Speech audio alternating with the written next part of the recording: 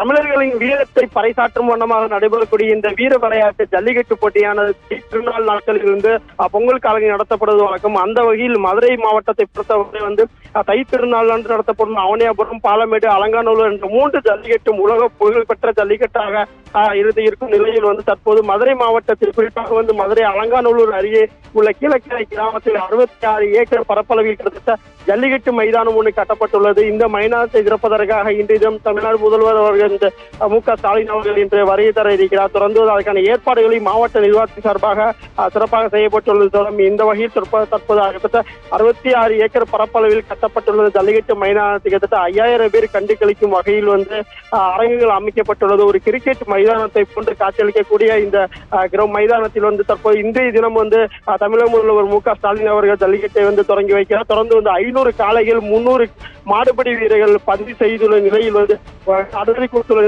இன்றைய களம் காணுகின்றனர். தொடர்ந்து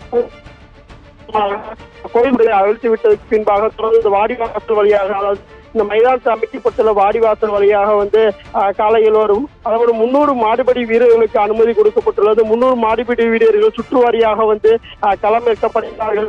இந்த நிலையில் ஏற்கனவே 5000 பேர் உட்காரும் கண்டுகளிக்கும் வகை ஏற்பாடு செய்யப்பட்டுள்ளது. கூடுதலாக கிராமத்தின் அருகில் உள்ள கிராமத்தை சேர்ந்தவர்கள் அனைவரும் வரும் பட்சத்தில் தொடர்ந்து தற்காலிக மேடையும் அமைக்கப்பட்டது.